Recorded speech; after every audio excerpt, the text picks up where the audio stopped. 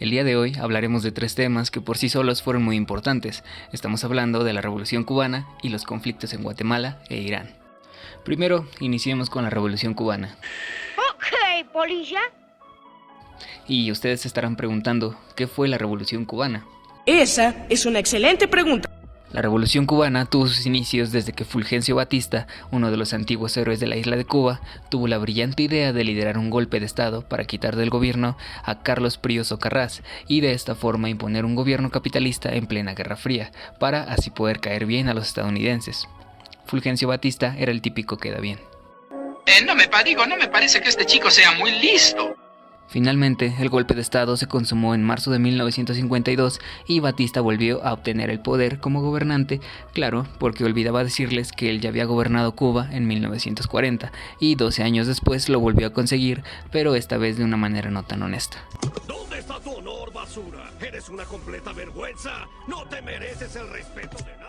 Luego de esos hechos, en el mismo año de 1952, Estados Unidos reconoció el régimen de Batista, dándole así el respaldo a su gobierno. Este muchacho me llena de orgullo.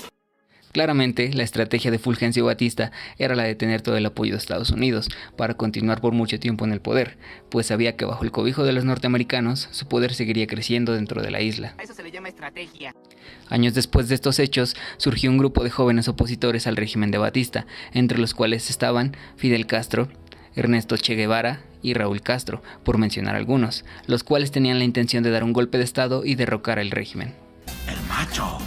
Esta lucha entre el Team Batista, que pertenecía al bando capitalista y por ende al equipo de los Estados Unidos, enfrentó al Team de Fidel Castro, que pertenecía al bando socialista y por ende eran apoyados por la Unión Soviética. Este enfrentamiento tenía un trasfondo relacionado con la Guerra Fría y donde ya saben, Estados Unidos y la Unión Soviética se metían en donde no debían y que para acabarla de amolar, los dos bandos enfrentados buscaron la ayuda de las dos potencias. ¿Quieres que explote el universo? Bien, el hecho es que esta lucha duró unos 3 años hasta que el 1 de enero de 1959 las tropas guerrilleras tomaron La Habana y Santiago e instauraron un gobierno provisional. Este gobierno estaba comandado por Manuel Urrutia como presidente y Fidel Castro como comandante del ejército. Al final parecía que los buenos habían ganado.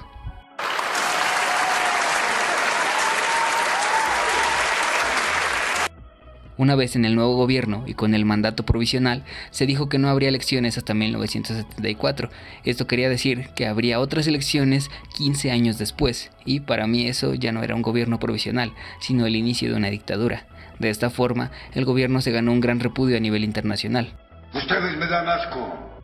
Como buenos políticos mexicanos, Fidel Castro y sus allegados no cumplieron con sus promesas de realizar las nuevas elecciones y comenzaron así la dictadura.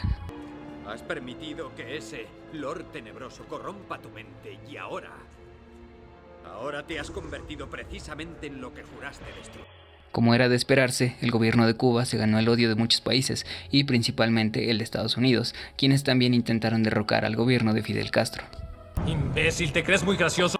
Debido a que Castro era apoyado y financiado por los soviéticos, de esta forma también provocó la crisis de los misiles y el bloqueo económico que los norteamericanos impusieron sobre Cuba. Vaya dato perturbador. Después de eso, Cuba pidió perdón a Estados Unidos y desde ese entonces mejoró y prosperó en todos los sentidos. Sí, como si estas cosas pasaran. Esto es pura mierda. Bueno, ya hablando en serio, lo que pasó después en Cuba fueron una serie de restricciones de parte de Estados Unidos, además de que la dictadura de Castro continuó hasta 2008, cuando su hermano tomó el poder, y podemos decir que pasó lo mismo que pasa en otros países tercermundistas. Los gobernantes hicieron lo que quisieron, cuando quisieron, y el pueblo sufrió sin poder hacer mucho. Tu sonrisa tan resplandeciente. Pero esperen, aún tenemos que hablar de los otros dos conflictos. Continuemos con el conflicto de Guatemala. Este conflicto se originó en 1954 cuando el gobierno del presidente Juan José Arévalo buscaba mejorar las condiciones del pueblo guatemalteco, aplicando una serie de profundas reformas con las cuales mejorarían la economía del país. ¡Cielos, qué macizo! Ese gobierno de Guatemala estaba a favor de las inversiones extranjeras que acataran las leyes e intereses de Guatemala, pero estaba en contra de aquellas empresas que se aprovechaban del país. Pensar correcto es lo que hago. Una de las empresas que obtenía mejores ganancias a costa del pueblo guatemalteco era la compañía bananera United Fruit Company. ¡Ulala, señor Francis! ¿Y cómo no? Ellos eran dueños del 70% de las plantaciones de frutas y debido a esto el gobierno de Guatemala decidió retirarle las concesiones que tenían, pues consideraban que no era una situación justa y que se encontraban en una desventaja. Huele a venganza. Por su parte, la empresa de fruta contaba en sus filas con el secretario de Estado, John Dulles Foster, como abogado de la compañía y además su hermano era el director de la CIA en ese entonces.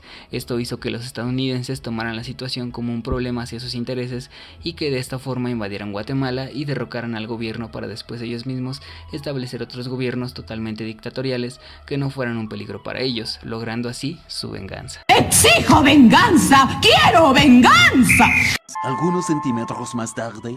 Ahora, para finalizar, hablemos del conflicto entre Irán, ¿contra quién creen? Exacto, contra Estados Unidos.